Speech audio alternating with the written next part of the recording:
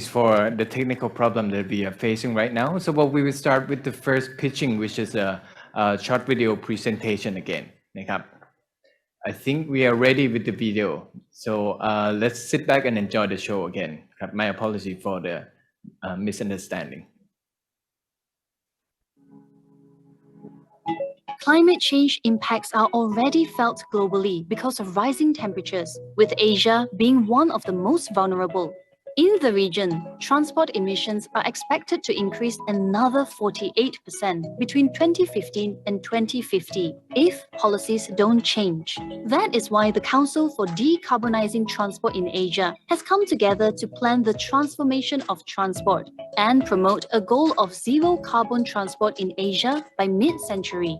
This is the path to zero carbon transport.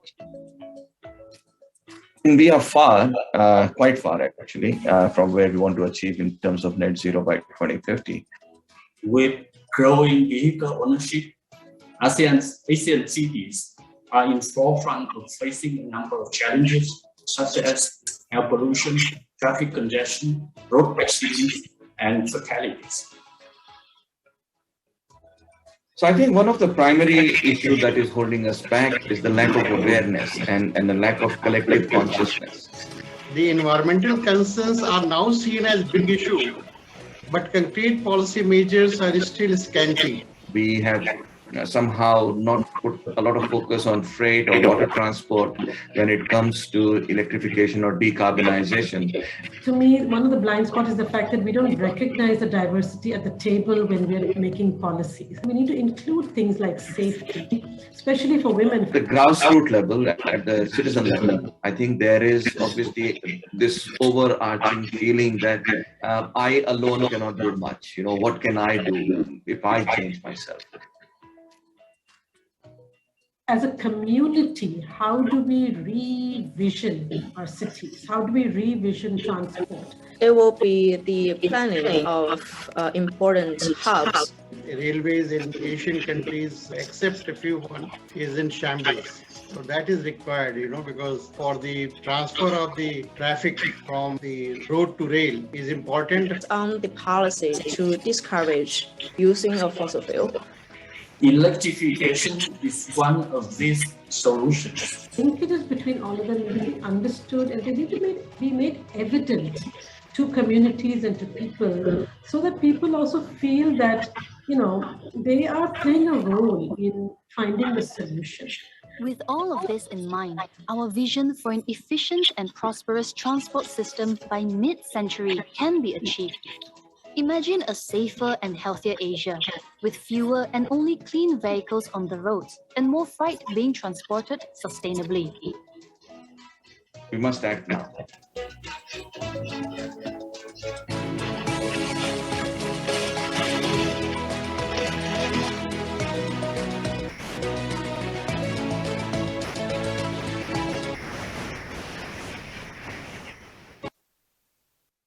Thank you very much for the first pitch, Cap. Our second pitch will come from Ms. Chenzi Yiyang, here to talk about new energy bus network optimization in Tianjin. I hope you are ready, Mr. Chenzi. Yes. The floor is yours. Yes, okay, perfect. Well, new energy buses is a hot topic around the globe, and China is a global forerunner in this field. By end of 2020, 66 of China's buses are electrified, and 54 of the total buses are battery electric buses. While this is impressive, but it's not end of the story. Bus electrification is a systematic process, includes not only buying the electric buses, but also the comprehensive adjustment in bus line arrangement and bus dispatching, as well as efficient design, construction, and operation of charging infrastructures, among other issues. So in our study, we, the Sino-German Cooperation on Low Carbon Transport Project of GIZ China, worked with the city of Tianjin, who have electrified all of its bus fleet in examining the bus network optimization with the new electrified bus fleet. Where is Tianjin? Tianjin is actually a mega city in China. It is located in the southeast of Beijing, about half an hour of high-speed train right away. It's home to 13 million people. And by end of 2020, there are around 6,800 buses in Tianjin, all electric, 4,000 of which are battery electric, and around 2,800 being plug-in hybrid. So what's the output of our research? First of all, we provided a strategic positioning for the city. While the city has a very high mode share of biking and walking, we believe that what they should do is to design a macro development objective to enhance the attractiveness of urban rail and bus transit while maintaining the high mode share of non-motorized.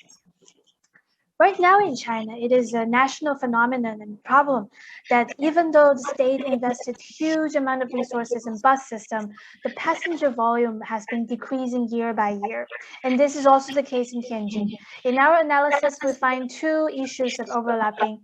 The bus lines are overlapping with the subway system, and also it has a high repetition rate of the bus route itself. So based on this, our overlapping analysis, we highly recommend the city to differentiate its optimization goal for the urban center and peripheries.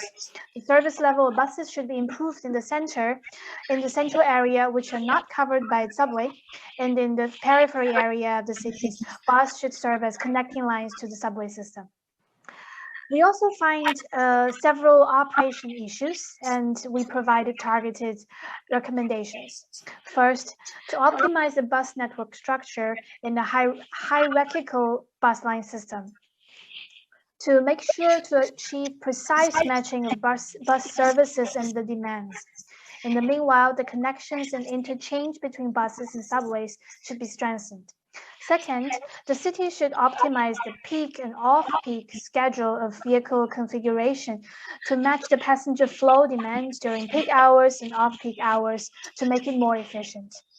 Third, more consideration should be given to the evaluation indicator of passenger flow to see actually how many people riding these buses, right?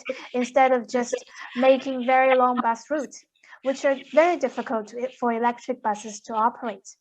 And fourth, use an intelligent dispatching system to improve the dispatching capacity and bus service level. In the end of our analysis, we run a simple model, and we have a conclusion that around 2,100 tons of carbon emission would be reduced in just one main corridor of the city, the Tianjin Middle Ring bus corridor, from 2021 to 2030. As a result of bus corridor improvement, that would be the emission that can be reduced. Also, at the end, I'm happy to share that early this year, the newly published Transport Planning of Tianjin has adopted our main recommendations. And our report will be soon made available on our website. Thank you very much. Thank you very much for your pitch, Cap. So I guess you still stay within 4 minutes. Before we continue with the pitching, let's review the rule again. I think we have Kun Pat in here as well from Philippines. Are you here with us? Yes. Thanks, Pan. Hi, everyone. Could you show the slide again? Yes. So here, just to show you our session guidelines. As stated, each speaker will have 4 minutes to present. To help us keep time, we will ring a bell at the 3-minute and 30-second mark. So basically when you have 30 seconds left. And for everyone who stays within 4 minutes, I think Pan has a special prize for you. Due to time constraints, questions in the chat will be noted, but will only be answered after the event. If you want a direct response, please leave your email so we can contact you. And finally, we will make the links to the studies and tools, as well as all the contact details for presenters available to everyone after the session. Okay. Thank you. Could you bring it for us, please, so we know as an example how it sounds? Okay, so that's the sound. Thank you very much. Our next pitch will be on mobility trends and COVID, presented by Dr. Derlie Mateo-Babiano, the co-winner of Women in Transport Leadership Network. Dr. Derlie, are you ready? So as women transport planners and leaders, we believe that gender equality is a fundamental right and our moral obligation. And indeed, it is an essential prerequisite towards achieving more inclusive, resilient, sustainable societal future. there has been progress. There has been progress in shaping more gender-inclusive communities in the last few years. We clearly observe that girls have better access to education. There are more women taking up leadership positions, particularly in the transport sector, and more reforms and laws are put in place to advance gender equality. Yet, despite these advances, many, many more challenges remain. In the transport sector, women continue to be underrepresented at all levels in transport leadership. Transport leadership continues to be very male-dominated. Women and girls continue to report experience of violence and harassment in transport environments. We feel unsafe and insecure. To this end, the Gender and Transport Assemblage of Learning and Knowledge Project, which we refer to as Gtalk, aims to co-create an Asia-first digital knowledge and learning assemblage on gender and transport. We worked on a series of deliverables that will serve as a unifying framework to raise awareness, to support planning and policies that would help advance the shaping of more gender-inclusive and responsive transport in the region. The first is our Safer Cities Report series, conveying the results and findings from our online data collection on women's mobility experience during COVID and the mobility shift to active transport. It explored issues of city-specific sexual harassment and violence to understand baseline perception and insights that can help bring together strategies and solutions to partly support pandemic recovery in transport. Survey results are to be published on the Gtalk digital platform, which is coming up soon, support the development of more gender-inclusive transport. The second is our Gtalk interviews with women leaders in transport across several cities in ASEAN.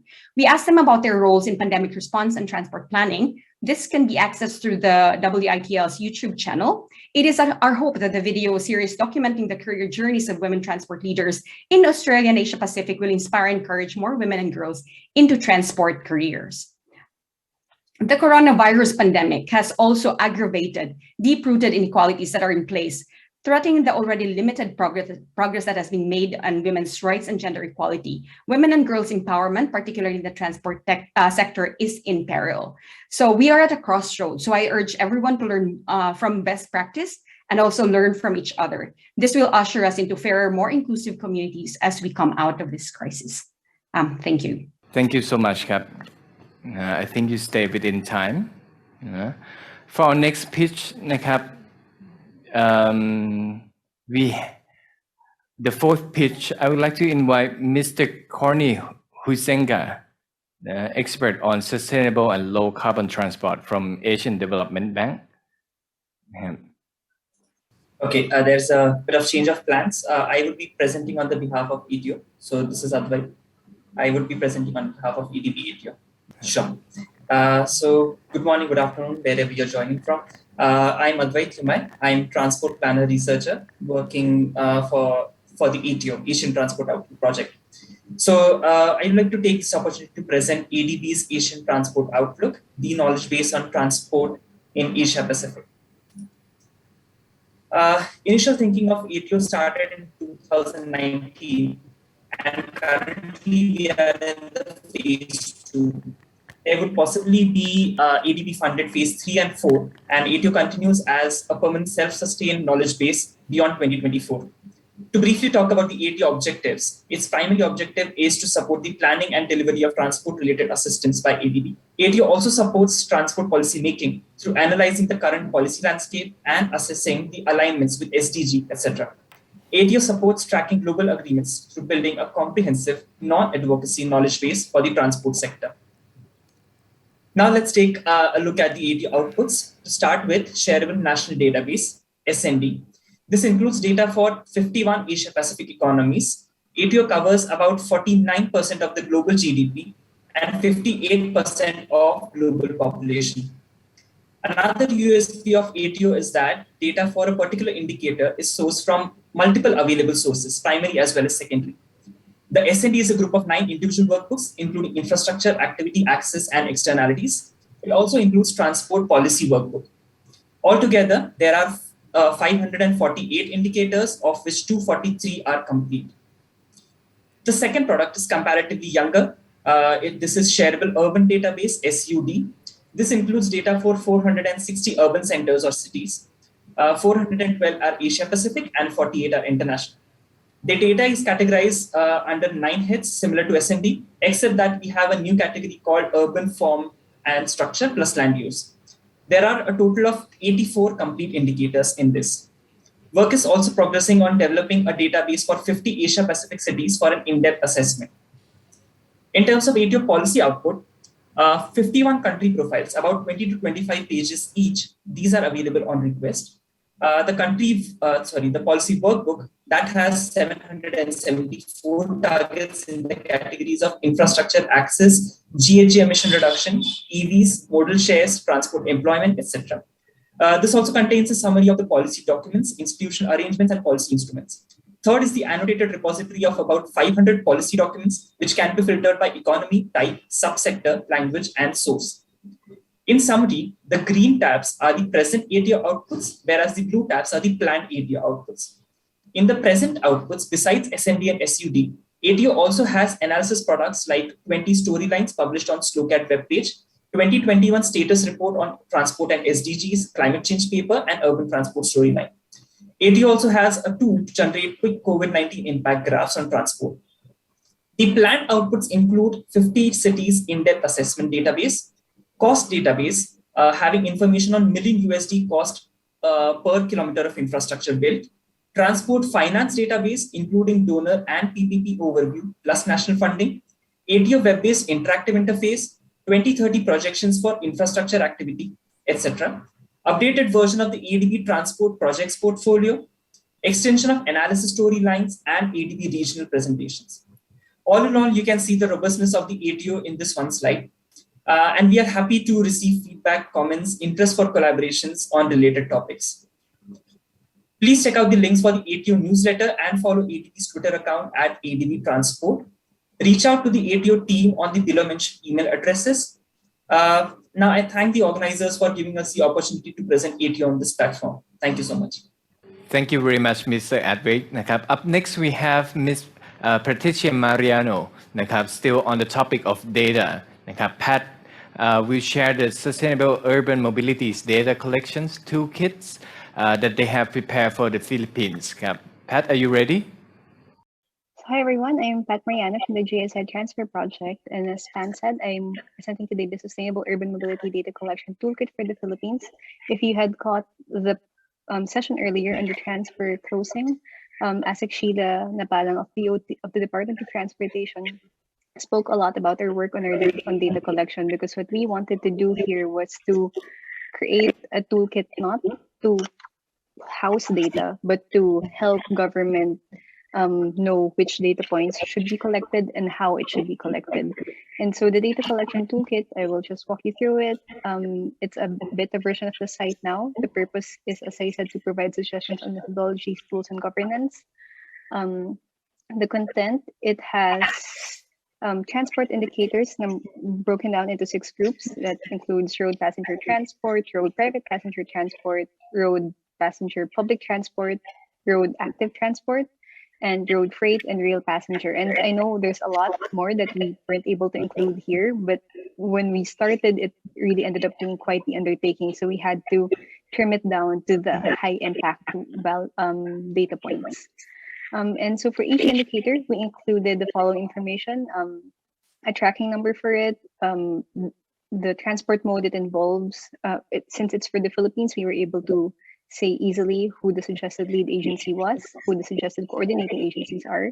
We have a recommended scope geographically. We have recommended collection frequency, and we tie it in with the Philippine Urban Mobility Program, which you will also see in this website. Just to quickly show you the toolkit itself, it's basically a giant database, and you can see it in various views. So this is a view that shows you the different indicators if you view it by environmental, social, and economic objectives. And we see here under environmental, we have a measure that says per kilometer of passenger kilometer of cyclists and pedestrians. And we see it tagged as cycling or walking. And we see also here that the lead agencies for this data point are the Department of Transportation Road and Planning Offices, as well as the local government offices. And again, it goes on. There are over 100 of these cards in this toolkit. As Adwait, we are happy for feedback, and we just really wanted to have this database that guides a shift of what we monitor, and really to help us monitor them properly. Yeah, I think that's it. You can explore more. We will send the link in the chat and later on. Thank you. Thank you, Pat. Still continue on the topic of data collection tools. Next, we have Mr. Jim Walker from the international organization Walk21 to share their newly released software that aim to help with walkability assessment. We will share the link with their App Store and Play Store version in the chat. Jim, are you ready? I am ready. Thank you very much. And I'd just like to thank both GIZ and especially Pat for including us in this presentation. Thank you. We've been working in Asia for some time, and our organization actually for more than 20 years. Clearly, as we've heard from many of the other speakers, there are lots of things that we can measure. Everyone is hungry for data and trying to understand how people move, why they move, and the choices that they make. Asia, I think, has some of the busiest streets in the world. In fact, this is the busiest street on the planet, as I understand it. And we've been working with Hong Kong for several years because they approached us, not because they have the highest levels of walking in the world, but because it's actually, as they said to us, sometimes the worst part of their day. It's the bit that they dread most. And we felt it was important for us to try and express that, work out how to improve the quality of the experience. Next slide, please. When we thought about this, actually, it was good work that was done by Jamie Leatherworth, we've just heard about from ADB and his colleagues, more than 10 years ago now, that asked many people in cities across Asia that if we don't improve the quality of the pedestrian experience effectively, then as soon as people can afford to, they will choose to do something else. And I think the invisibility of pedestrians in policies and plans around not just Asia, but globally, is a real concern and something that we want to do something about. Next slide, please. I think one of the issues here, and we all have to deal with this, is what is it that would keep people on their feet? There are more than 160 variables that many people measure, evaluate, map, which I think are absolutely important to understand the accessibility, the safety, the comfort, dare I say even the enjoyability of a walk. But what is the right one to do, to invest in order to really make a difference for people? It's not always so easy. We invited children with lollipops, very low tech. We gave them lollipops, green saying, I like this place, yellow saying I've got some concerns, red saying I've got some problems. And we invited them to walk around streets and say, to map it. Next slide, please. Put that simply, it was so successful that actually we've digitized it. We've come up with an app called Walkability. It's in the app stores, both on Google and Apple. You can now disaggregate the data. It's free for citizens to use. You can then toggle on the data saying, show me what old people think about my city. Show me people with disabilities, what they feel. Show me that by women, by men. Show me the green spots, show me the good places. Let's go and explore those as well as the places where there are problems. And we can also invite people to say, tell me what the issue is. Is it about speed? Is it crossings? Is it the lack of footpaths, which we know are issues all over the world?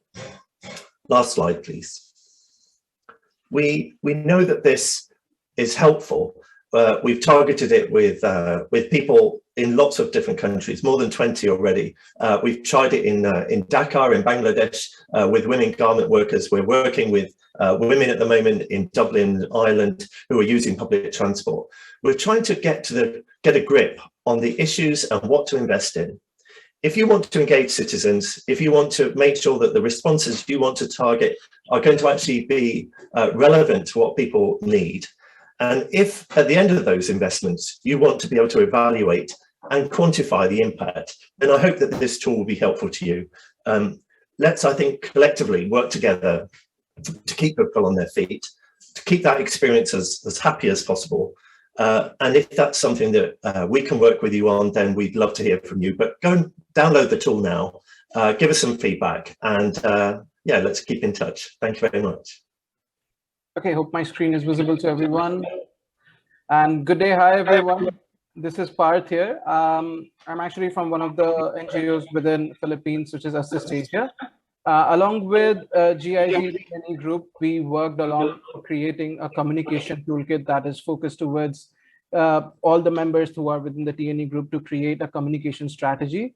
And as a part of this presentation, I would like to quickly walk through how we went about it and what the outcome was versus a few closing remarks on when project members go about communicating about the project goals or any objectives. And we are all aware like how the communication landscape is spread out. Like there's numerous information available, a lot of people exchanging information, and there's vast number of media. So how do we find that one channel where we can tap into the audience who we want to connect with? So this is what the problem statement that guided us towards creating this toolkit, which is more like a guidance toolkit for the project members when they are communicating their messages to the end users. So, and as a part of the objective, like we were actually tasked to create with something that can be taken up or basically put in place with certain step guidance, and a functional strategy could be developed. So that problem statement guided us to a particular objective, through which we kind of created this toolkit. And as a part of the overall development process, we looked ourselves into a more agile mode where we worked with the members of TNE group of TUEWAS. We had a couple of, or actually 3 workshops, and around which we kind of gathered the feedback. We understood the problem statement, what they kind of go through, and what kind of messages that they want to communicate to the end stakeholders and the users as a part of the project. And going through these steps, we came up with a final working toolkit. And if I have to summarize what we kind of did around creating and basically digestible information that can be taken up, tailor-fitted to the projects that TNE group members are working on, and create a comprehensive strategy that can be executed towards any phase of their project. So just quickly walking through, the content still remains the king. We kind of focused our efforts in putting plug and play messages that they can use resources from the toolkit and create a more conducive strategy. So working towards understanding what messages they need to communicate, who the stakeholders are, which still remains one of the key, the target audience identification, versus the formulation of the message based on who they are and where they are present. So that includes media strategizing, which channels to choose, how to kind of come into the conclusion whether the particular audience would be present on that channel or not. And then finally, towards when the messages are curated, briefs are in place, then we look into monitoring and evaluation of the efforts that's being done.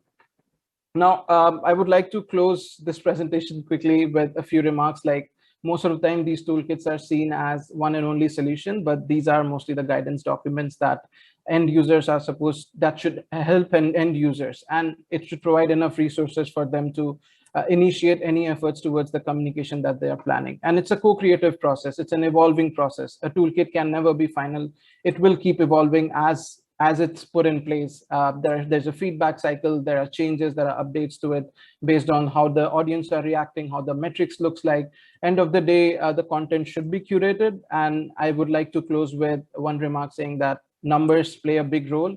If the numbers speak for them, the numbers speak for themselves. If the strategy is working, we don't pivot, otherwise pivot and create a better strategy towards it. Thank you so much. Thank you very much, Parth. Our next pitch is Nikola Medimorec. My apology if I mispronounce that. And it will be on the climate strategy for transport in Asia. Nikola, are you ready?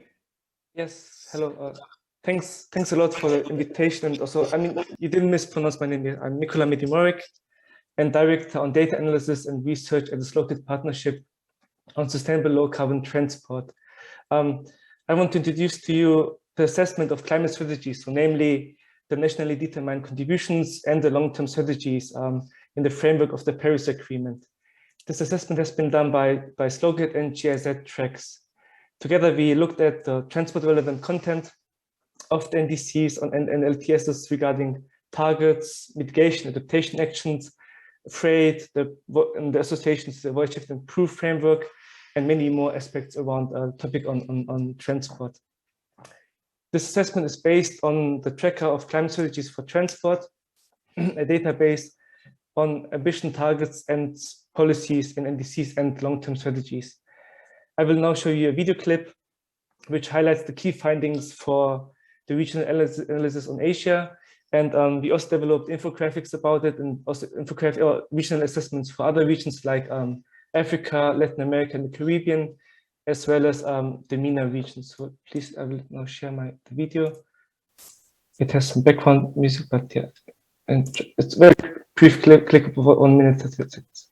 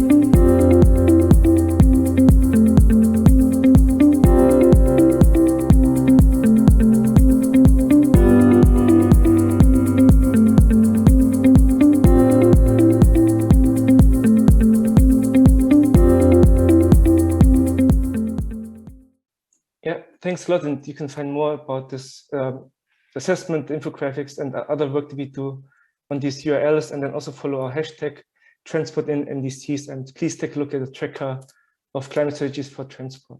Thank you. Perhaps you can also share the link or the source to the video as well, as we seem to have some technical issue at the beginning as well. So we can rewatch it later. Thank you so much. Last but not least, for our last pitch, may I invite Ms. Sam Sumaray here to show the output of digital storytelling for climate action joint mini project across 4 GIZ projects. Sam, are you ready? Yes, I hope you can hear me. Yes, loud and clear. Please go ahead. All right. Thank you very much. Hi, good evening, everyone from the Philippines. So I'm here with you right now because I wanted to share with you this story. So this is about 4 GIZ projects. Their full project names you can see on the slide. They're quite mouthful, but for the purposes of this story, we'll just like to refer to them as GIZ Shield. They came together because they observed that while there are voluminous reports about climate change and its impacts, their messages never reach mainstream media, much more so the general public. So these 4 projects, or rather the GIZ Shield, came together and over cups and cups of coffee, decided to do something about it. And that's how they came up with this initiative, the Digital Storytelling for Climate Action. This was funded by SNRD Asia Pacific Learning and Innovation Fund last year. And of course, the cups of coffee had a lot to do with it as well. So through this collaboration, GIZ Shield hopes that the stories of local heroes that they recruited would raise awareness on the impacts of slow onset climate change on rural communities and ecosystem development livelihoods, on how these impacts can drive internal migration either to urban or other rural areas, how urban areas can become more sustainable through better active and public transport systems.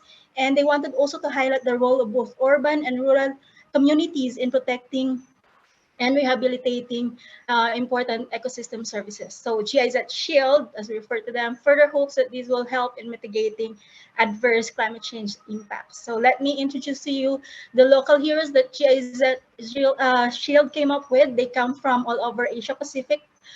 specifically the Philippines, Thailand, Fiji, and India. So we have Gabriela Sinag, the champion of women's financial access, Madam Maven, the champion of commuters. So probably a favorite of the audience here in the Transport and Climate Change Forum. And we have Tandang Agua, the champion of clean water, Sardar Niru, the champion of climate action, and of course, my personal favorite, Wonder Wali, the champion of internal migration. So you can access their stories in the following links. You can read up on how they are defeating villains of climate change through their powers and through the help of communities, or you can watch the videos. The links are there. And while their stories right now are in English, there are plans, of course, to translate them in the local vernacular to share with the communities.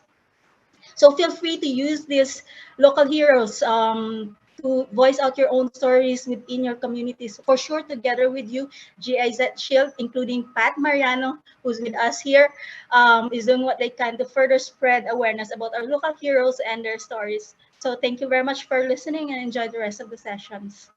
Thank you very much, Sam,นะครับ and thanks to all the speakers นะครับ It seemed that nobody has used the time over than 4 minutes นะครับ so you all entitled to this infographic novel นะครับ Our team will be in contact with you later on to give you this นะครับ So well, that was quite a sprint นะครับ and I'm sure that our audience is looking forward to learn more about your projects, your report, and your application toolkits and whatsoever.